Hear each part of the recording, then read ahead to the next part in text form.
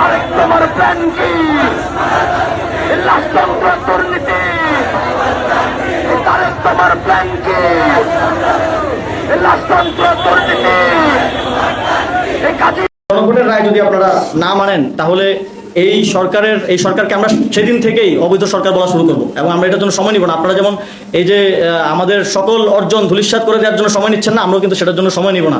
আপনারা যেটা বলছেন যে অনেক সময় আপনারা বলেন, বিভিন্ন ইন্টারনাল আলোচনায় বলেন যে 15 বছরের অভ্যুত্থান হবে না, 20 বছরের হবে না। তো এটার নজির আছে বাংলাদেশে যখন 69-এর অর্জনটা রক্ষা করা যায় নাই, 71-এই মুক্তিযুদ্ধ হয়েছে। তো আবার 24-এর অর্জন রক্ষা করা না গেলে আবার 26-27-ও এরকম কোনো ঘটনা ঘটে যেতে পারে। 18 এপ্রিল শনিবার 11 দলের উদ্যোগে রাজধানী ঢাকায় গণমিছিল। 25 এপ্রিল শনিবার সকল বিভাগীয় শহরে গণমিছিল ঢাকা ব্যতীত। 2রা মে সেদিনও শনিবার প্রত্যেকটি জেলা হেডকোয়ার্টারে জেলা 11 দলের উদ্যোগে বিশাল বিশাল গণমিছিল জেলা সদরে অনুষ্ঠিত হবে। প্রাথমিক বিদ্যালয়গুলোতে মোট শিক্ষকের সংখ্যা 3,76,489 জন।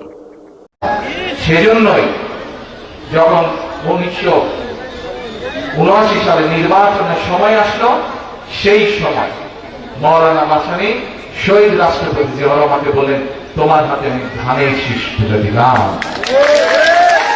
আবারও রাজপথ থেকে জামাত ইসলামের ডাক এসে গেছে। এবার ফর 15 ডেজ, 15 দিনের জন্য জামাত তার নতুন কর্মসূচি ঘোষণা করেছে। Not only Jamaat Islami lead 11 party alliance. দর্শক, দফায় দফায় জামাত তার কর্মসূচি পালন করছে। জামাতের কর্মসূচি ধীরে ধীরে কঠোর থেকে কঠোরতর হচ্ছে। ধীরে ধীরে জামাতের কর্মসূচির আওতা এবং পরিধি বাড়ছে। এই কর্মসূচির সফলতা অনিবার্য। দর্শক, আসসালামু আলাইকুম। নতুন একটি নিউজে আপনাকে স্বাগতম। বাংলাদেশের বর্তমান রাজনৈতিক পরিবেশ ও পরিস্থিতি প্রেক্ষাপটে নতুন একটি ভিডিও নিয়ে আমি উপস্থিত হয়েছি, যার শুরু অংশগুলো দেখে আপনি বুঝতে পেরেছেন আজকের ভিডিওটি কতটুকু গুরুত্বপূর্ণ ও তথ্যবহুল আলোচনা হতে চলেছে। আশা করব ভিডিওটি না টেনে শুরু থেকে শেষ পর্যন্ত দেখার, তাহলে অবশ্যই ভিডিওটির মূল রহস্য জানতে পারবেন। দর্শক, দেরি না করে চলুন ভিডিওটি দেখে আসি। তার আগে বলবো, যারা এখনো পর্যন্ত আমার এই চ্যানেলটি সাবস্ক্রাইব করেননি তারা সাবস্ক্রাইব করে পাশে থাকা বেল আইকনটি বাজিয়ে রাখবেন, আর যারা ইতিমধ্যে সাবস্ক্রাইব করেছেন তাদেরকে অসংখ্য অসংখ্য ধন্যবাদ। দর্শক, ভিডিওটিতে একটি লাইক দিয়ে ভিডিওটি ধারাবাহিকভাবে বিস্তারিত আলোচনা দেখে আসি। 17 মার্চের পর থেকে মূলত প্রধানমন্ত্রী কয়েকটা কাজের ভিতরে নিজেকে সীমাবদ্ধ করে ফেলেছেন। সংসদে তিনি কথা বলছেন না, একেবারে চুপচাপ থাকেন। এ নিয়ে সমালোচনার কোনো শেষ নেই। তো তিনি ভাবলেন যে একটু কথা বলা দরকার। তিনি 14 এপ্রিল অর্থাৎ 1লা বৈশাখের দিন টাঙ্গাইলে গেলেন মাওলানা আব্দুল হামিদ খান ভাসানীর কবর জিয়ারত করার জন্য। সেখানে গিয়ে তিনি 2টি কথা বলেছেন। তার এই 2টি কথা নিয়ে প্রচন্ড ট্রল হচ্ছে, প্রচন্ড সমালোচনার ঝড় বয়ে গেছে। এবং মজার ব্যাপার হচ্ছে, এই কথাটা তিনি এমন সময় বললেন যখন মুসাদ্দেক ইবনে মুহাম্মদ, তিনি তার কাছে কেউ একজন জিজ্ঞাসা করছে বাংলার 12 মাসের নাম, তিনি সেটি ঠিকঠাক মতো বলতে পারেন নাই। এইটা নিয়ে বিএনপির নেতাকর্মীরা সোশ্যাল মিডিয়ায় প্রচন্ড ট্রল করে তাকে একেবারে শেষ করে দিচ্ছে। ঠিক সেই মুহূর্তেই এই অস্ত্রটা বিরোধী পক্ষের হাতে চলে এলো। সেখানে প্রধানমন্ত্রী তার বক্তব্য দিতে গিয়ে তিনি বললেন যে মাওলানা আব্দুল হামিদ খান ভাসানী 1979 সালে শহীদ প্রেসিডেন্ট জিয়াউর রহমানের হাতে ধানের শীষ তুলে দিয়ে বলেছিলেন, এই ধানের শীষ তোমার হাতেই মানায়, আজ থেকে এটি তোমার, এই জাতীয় আর কি। তার বক্তব্যটা একটু শুনিয়ে আসুন আমরা আগে। সেজন্যই যখন 1979 সালে নির্বাচনের সময় আসলো, সেই সময় মাওলানা ভাসানী শহীদ রাষ্ট্রপতি জিয়াউর রহমানকে বললেন, তোমার হাতে আমি ধানের শীষ তুলে দিলাম। শুনছেন, তিনি পরিষ্কার করে বলছেন 1979 সালে। অথচ বাস্তবতাটা কি? বাস্তবতাটা হচ্ছে শহীদ প্রেসিডেন্ট জিয়াউর রহমানের শাসনামল মাওলানা আব্দুল হামিদ খান ভাসানী মাত্র 1 বছর পেয়েছিলেন। তাহলে তারেক রহমান এখানে যে তথ্যটি দিলেন, 1979 সালে মাওলানা আব্দুল হামিদ খান ভাসানী শহীদ জিয়ার হাতে তার ধানের শীষ প্রতীকটি তুলে দিলেন। এইটা আবার কেন বললেন? এটার একটা ইতিহাস আছে। এটা হচ্ছে মাওলানা আব্দুল হামিদ খান ভাসানী যে রাজনৈতিক দলটি গঠন করেছিলেন, এই দলের প্রতীক ছিল ধানের শীষ। তো পরে তিনি জিয়াউর রহমানের হাতে দিয়ে গেলেন। যাই হোক, এটি মানে শুধু ভুল নয়, এটি মারাত্মক ভুল।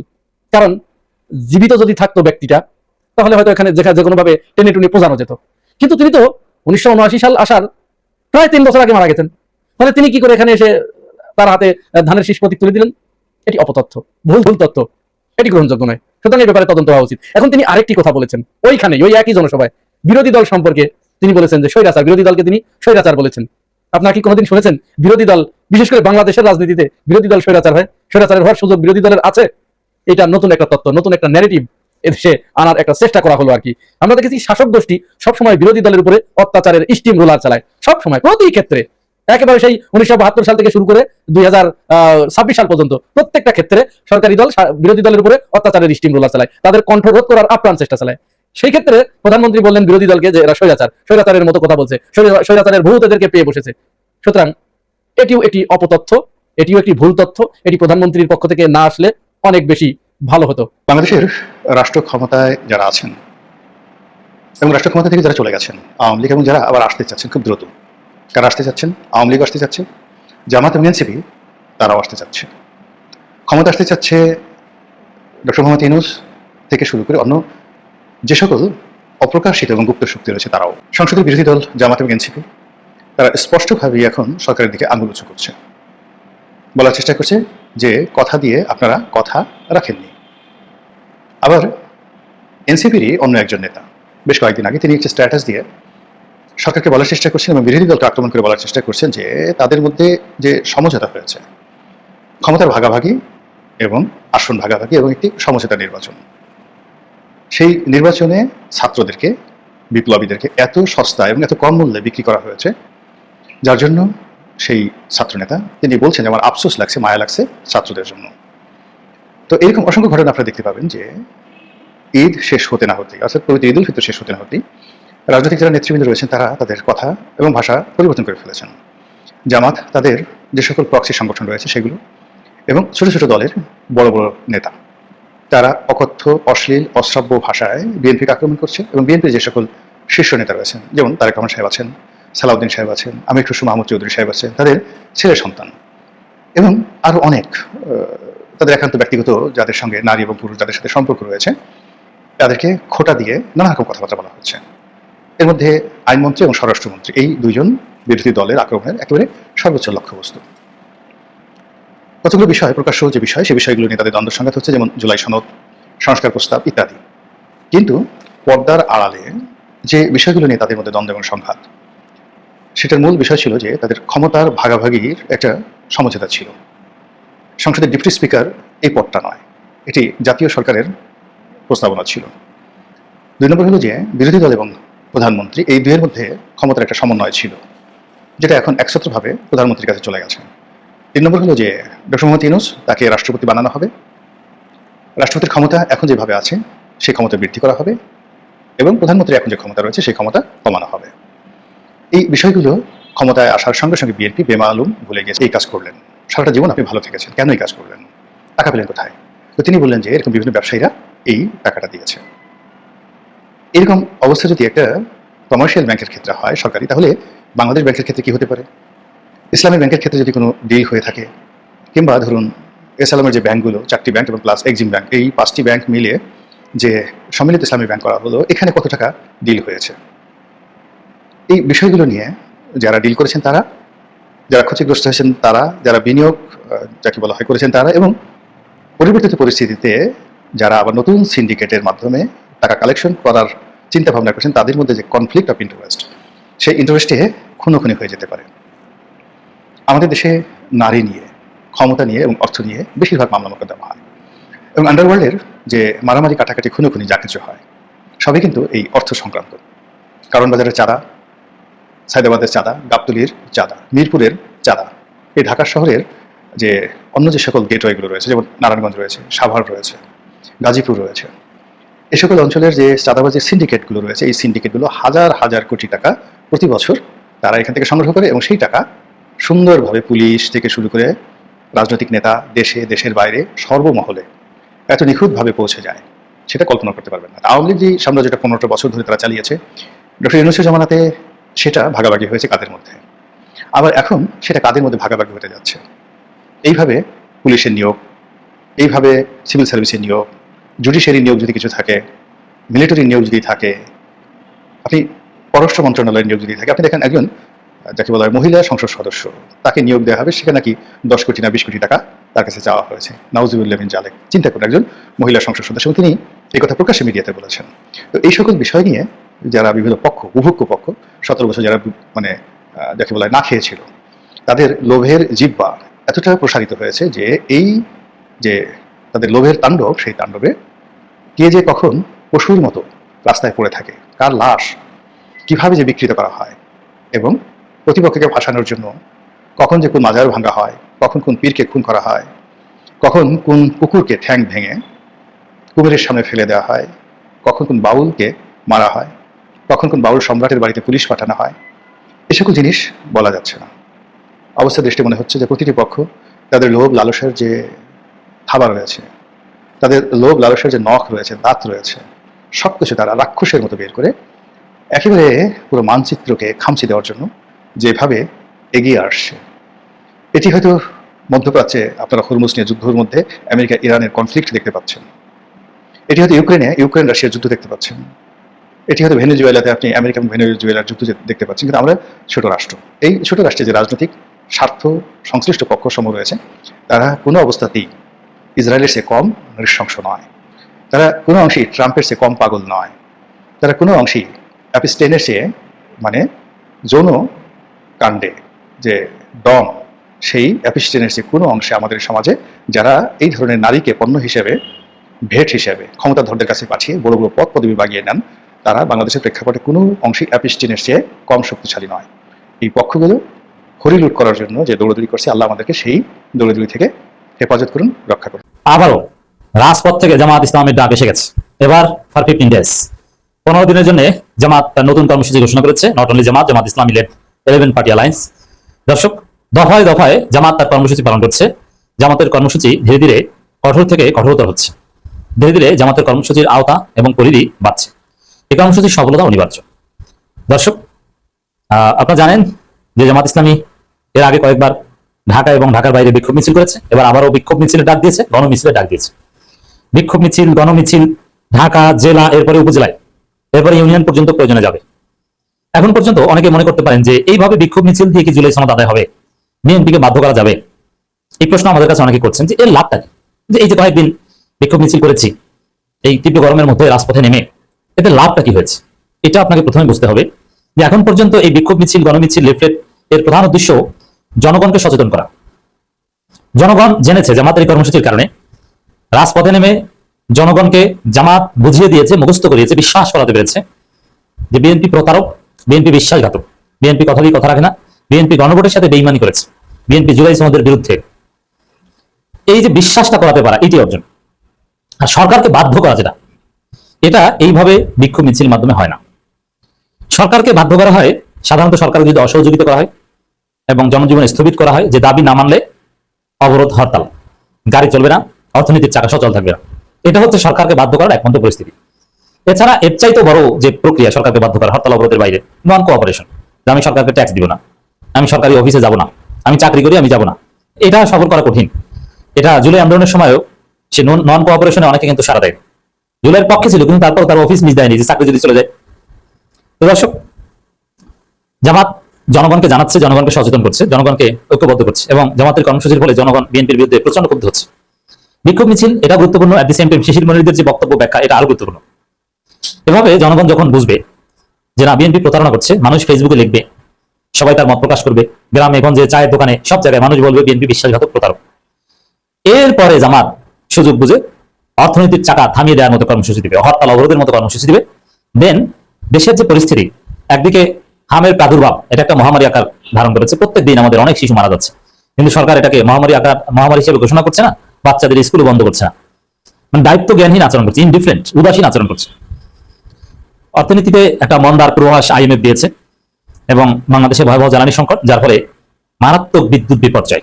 বিদ্যুৎ থাকে না গ্রামে, দুপুর 12টা পর্যন্ত বিদ্যুৎ পাওয়া যায় না, তারপর 1 ঘন্টা থাকে, 1 ঘন্টা থাকে না, উৎপাদন নানান কিছু বন্ধ হয়ে যাওয়ার একটা উপক্রম হয়েছে।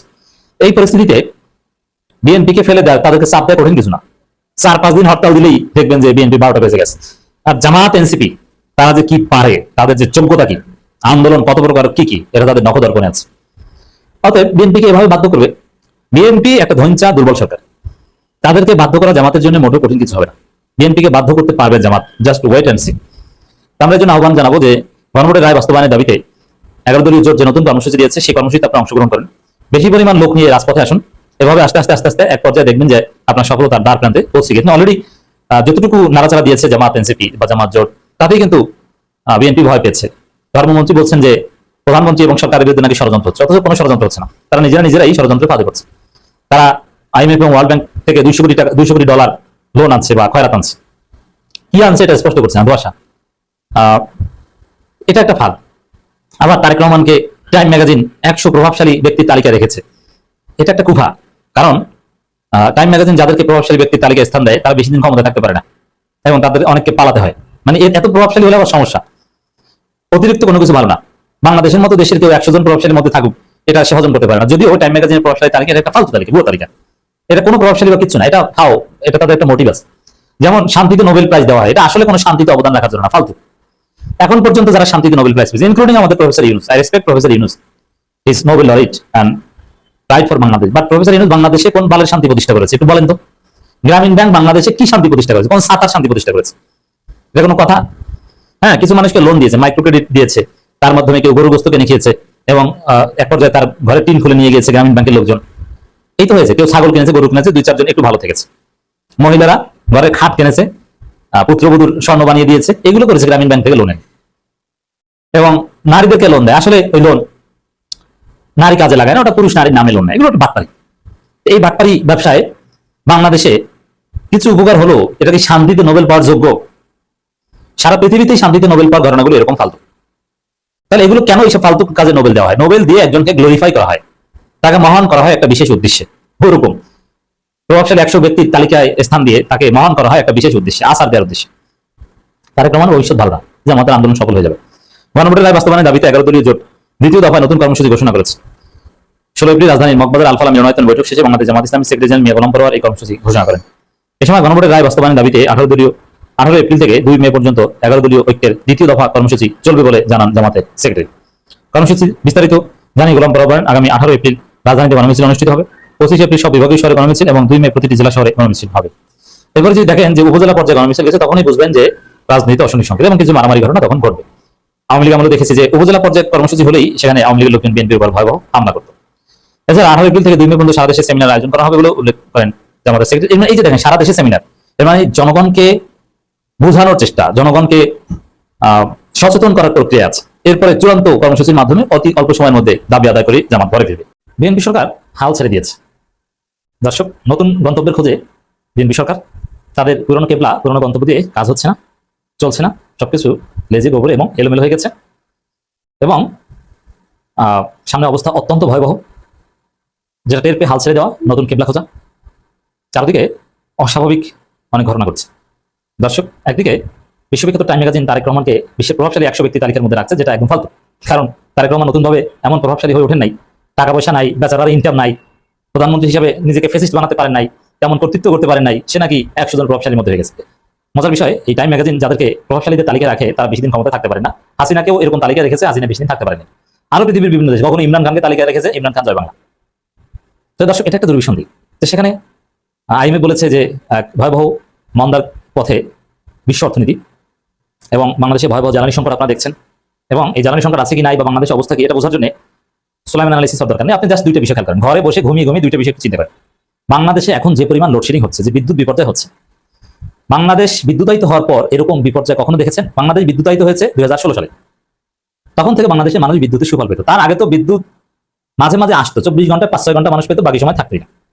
আর এখন আবার সেই প্রস্তর যুগের দিকে বাংলাদেশ ফিরে যাচ্ছে, বিদ্যুৎ নাই, অন্ধকার, রাতে মানুষ ঘুমাতে পারে না, ছাদে বসে থাকে, বাচ্চাদের ঘুমায় না, ব্রেন কাজ করে না, স্কুলে যে ম্যাডামরা কিটকিট করে বাচ্চাদের সাথে। কারণ কি? কারণ হচ্ছে রাতে ঘুমাতে পারে না, বিদ্যুৎ নাই। বিদ্যুৎ নাকি এখন বাংলাদেশে 1 ঘন্টা থাকে, 1 ঘন্টা থাকে না। এক ভয়াবহ অবস্থা। এই গরমের মধ্যে বিদ্যুৎ থাকে না, বাচ্চারা আইসক্রিম কিনে দোকান থেকে, সে আইসক্রিম বাসায় এনে দেখে যে আইসক্রিমের ভিতরে গলে গেছে, প্যাকেট খুলে দেখে গলে গেছে। কারণ কি? বিদ্যুৎ থাকে না, ফ্রিজের জিনিসপত্র গলে যাচ্ছে। 1 ঘন্টা থাকে, 1 ঘন্টা থাকে না। এবং কোথাও কোথাও টানা 2 ঘন্টা থাকে না, 3 ঘন্টা থাকে না, এরকম আছে। এবং কোথাও কোথাও গ্রামের সকাল 12টা পর্যন্ত কোনো বিদ্যুৎই থাকে না। বিদ্যুৎ যাওয়া আসার খেলা শুরু হয় সকাল 12টা থেকে, তার আগে থাকেই না। আপনি একটু চিন্তা করেন যে কতটা ভয়াবহ বিপর্যয়ের মধ্যে পড়লে এই আধুনিক যুগে, এই পারমাণবিক বিদ্যুতের এই যুগে, যে বিদ্যুতের উপর সভ্যতা নির্ভর করে, মানুষের রুজি খাওয়া নির্ভর করে, বিদ্যুৎ ছাড়া 1 সেকেন্ড চলা যায় না, বিদ্যুৎ ছাড়া ইন্টারনেট চলে না, এখন এই অবস্থা। তাহলে বাংলাদেশ যে কতটা তলানিতে আছে এটা বুঝতে আর কোনো কিছু দরকার নেই। গ্যাসের দাম, একটু গ্যাস কিনেন, যারা সিলিন্ডার গ্যাস ইউজ করেন, গ্যাসের দাম কত? জীবনে এত দামের গ্যাস দেখেছেন বাংলাদেশে? সরকার নির্ধারিত যে গ্যাসের দাম, ওর কোনো দাম আছে? সরকারের কথা কেউ শোনে? এর মানে আমেরিকার হাত ধরে ক্ষমতায় আসা, মার্কিন ডিপ স্টেটের কথায় চলা, এটা ধ্বংস হয়ে যাচ্ছে, এতে কোনো কাজ হচ্ছে না, দেশ চলছে না। আমেরিকার কথায় চলে বিদ্যুৎ উৎপাদন হচ্ছে না, জ্বালানি সংকট নিরসন হচ্ছে না। বরং যতটুকু বাংলাদেশ টিকে আছে, ওই যে 1 ঘন্টা পর পর আসে বা সকাল 12টার পর বিদ্যুতের দেখা পান, আপনি কোনো রকম একটু মোবাইলে চার্জ দিয়ে রাখতে পারেন, অথবা যারা একটু ধনী, যারা আইপিএস কিনতে পারছেন, তারা একটু যে আইপিএস তো চার্জ হওয়া লাগে, যে চার্জ দিতে পারছেন, এটা পারছেন চীনের কল্যাণে, এটা পারছেন বাংলাদেশের জনগণ ইরানের পক্ষে ছিল এই কারণে ইরানের মহানুভবতায়, আমেরিকার কল্যাণে না। অথচ আমেরিকার কোলে উঠে বসে আছে, আমেরিকার এক দালালকে পররাষ্ট্রমন্ত্রী বানানো হয়েছে। দর্শক, আমেরিকার লাইনে আবার আমেরিকার নিয়ন্ত্রণাধীন ওয়ার্ল্ড ব্যাংক IMF থেকে 200 কোটি টাকা খয়রাত আনছেন বা লোন আনছেন, খয়রাত না লোন এটা আবার স্পষ্ট করছেন না। এবং এইসব খয়রাত বা লোন যেটাই হোক না কেন, এটা আনতে গেলে যে কোন ধরনের দালাল হতে হয় আমেরিকার, এটা সবাই জানে। যে দালালের লিখিত চুক্তি হয় যে আমি দালালের বাচ্চা দালাল, আমার 14 গোষ্ঠী দালাল, আমেরিকা আব্বা আপনি যা বলবেন সেটা শুনবো, আমাকে 200 কোটি টাকা লোন দেন বা খয়রাত দেন। এবং এইসব দালালের বাচ্চা দালাল হওয়া ছাড়া আমেরিকা কাউকে ফাও টাকা বা লোন দেয় না। তো দর্শক, এই পরিস্থিতিতে বিএনপি দেখছে যে না, কাজ হচ্ছে না, এবং IMF ওয়ার্ল্ড ব্যাংক টাকা দেওয়ার কথা বললেও এটা জুলাই মাসে দিবে, আর দেয় কিনা সন্দেহ আছে, কারণ এই প্রতিশ্রুতি লোনের একটা বিরাট অংশ দেওয়া হয় না, এবং দিলেও ধাপে ধাপে দেওয়া হয়, একসাথে কখনো দেওয়া হয়। অতএব চোখে মুখে অন্ধকার দেখছে, হাল ছেড়ে দিয়েছে যে আর চলছে না। এখন আমরা দেখতে পাচ্ছি নতুন গন্তব্যের খুঁজে বিএনপি সরকার, চীনের পথে বিএনপির প্রতিনিধি দল। চীনকে মারাত্মক অপমান করেছে বিএনপি। বিএনপি যদি রাজনৈতিক ফরেন পলিসি শিখতে চায় তাহলে শেখ হাসিনার কাছ থেকে শিখতে হবে। শেখ হাসিনা দীর্ঘদিন ক্ষমতা ছিল, চীনকে ভারতকে এক নৌকায় রেখে চীনকে মারাত্মক অপমান করেছে। চীনকে সেই তিস্তা প্রজেক্ট দেওয়া হয়নি এখনো, এবং এতটাই অপমান করেছে বিএনপি চীনকে, যার ফলে চীন তার অনুদান কার্যক্রম চালায় সরাসরি বিরোধী দলের মাধ্যমে। রমজান মাসে আপনারা দেখেছেন, এটা নজিরবিহীন, এটা হওয়ার কথা ছিল না, এটা হয়েছে। চীন মারাত্মক অসন্তুষ্ট বিএনপির প্রতি, এবং খলিল রহমান ভারতে দৌড়ে গেছে, কিন্তু চীনে যায়নি। চীনে এখন মরিশাস থেকে যাবে, মানে আগে গেছে ভারত। বিএনপির কেবলা ভারত, আমেরিকা, এটা স্পষ্ট। যার ফলে চীন জামাতের হাত ধরেছে এবং তাদের অনুদান কার্যক্রম চালায় জামাতের মাধ্যমে। তো চীনকে মোটো স্টেক দেওয়া হয়। বাংলাদেশের স্ট্র্যাটেজিতে চীনের কোনো স্ট্র্যাটেজিক প্রেজেন্স নাই, পুরোটাই ভারত। আমেরিকা এবং ভারতের কোলে উঠলে চীনের কোনো স্টেক থাকে না, বাংলাদেশে কোনো স্ট্র্যাটেজিক ইম্পর্টেন্স বা প্রেজেন্স থাকে না। তো এখন যে দেখছে না, ভারত আমেরিকা কোলে উঠে কোনো লাভ নাই, দেশ ধ্বংস হয়ে যাচ্ছে, প্রস্তর যুগে যাচ্ছে, এই যে বিদ্যুৎবিহীন এক প্রস্তর যুগের দিকে যাচ্ছে। এই বিএনপি ক্ষমতায় থাকলে যদি তারা লাইনে না আসে, তাহলে এই যে এখন সকাল 12টা থেকে একটু বিদ্যুৎ পান না, ওটাও পাবেন না। হারিকেন কেনেন, কেরোসিন তেল কেনেন, এই জ্বালানি সংকটের কারণে কিনা কেরোসিন তেল না পাওয়া যায়। মোমবাতির ফ্যাক্টরি দেন, এবং বেশি বেশি হাত পাখা বানান, সন্মনের সাথে যোগাযোগ করেন, আমাদের হাত পাখা দেন, বাঁচতে পারবেন না নইলে। বাসা বাড়িতে যারা বেশি জানালা টানা দেন নাই, দক্ষিণ দিকে দেয়াল ভেঙে, দেয়াল কেটে মেশিন দিয়ে তারপরে জানালা বানান, টিকতে পারবেন না। অনেক মানুষ ঢাকা ছেড়ে গ্রামে চলে যেতে বাধ্য হবে, এই পরিস্থিতি আসছে। তো দর্শক, এখন চোখে মুখে অন্ধকার দেখে এখন চীনের পথে বিএনপির প্রতিনিধি দল। তা আমেরিকার হাত ধরে মার্কিন ডিপ স্টেটের ফাঁদে পড়লে যে কি অবস্থা হয়, একটা খবর আপনাদের শুনবে। রাশিয়ার তেল কেনা নিয়ে ভারতকে দুঃসংবাদ দিল যুক্তরাষ্ট্র। এর মানে রাশিয়া থেকে ভারত তেল কিনবে, ভারতের মতো দেশ, তারই অনুমতি দেয় না যুক্তরাষ্ট্র। তাহলে চিন্তা করেন যে বাংলাদেশ কোন ফাঁদে পড়েছে। বাংলাদেশকে আগে ভাগে সরাসরি যুক্তরাষ্ট্রের ডিপ স্টেটের হাত ছেড়ে চীনের হাত ধরতে হবে, রাশিয়ার হাত ধরতে হবে, এছাড়া বাঁচার কোনো উপায় নেই। আর এটা করতে হলে ইউনুসকে এবং জামাতকে সাথে নিয়ে জাতীয় সরকার গঠন করতে হবে, তাহলে এটা সম্ভব হবে। নইলে বিএনপিকে চীন বিশ্বাস করবে না। ভারত রাশিয়া থেকে তেল কিনতে পারছে না, যুক্তরাষ্ট্র দুঃসংবাদ দিয়ে দিয়েছে। চিন্তা করেন, চীন সরকারের আমন্ত্রণে দেশটি সফর করেছেন ক্ষমতাসীন বিএনপি একটি প্রতিনিধি দল। 15 এপ্রিল রাত 11:30টার দিকে ঢাকার হযরত শাহজালাল আন্তর্জাতিক বিমানবন্দর থেকে চায়না নর্দার্ন এয়ারলাইন্সের একটি ফ্লাইটে চীনের উদ্দেশ্যে রওনা হন। এইভাবে আস্তে আস্তে চীনমুখী হওয়ার চেষ্টা করেন। যুক্তরাষ্ট্র আপনাদেরকে ধ্বংস করবে, বাংলাদেশকে ধ্বংস করবে।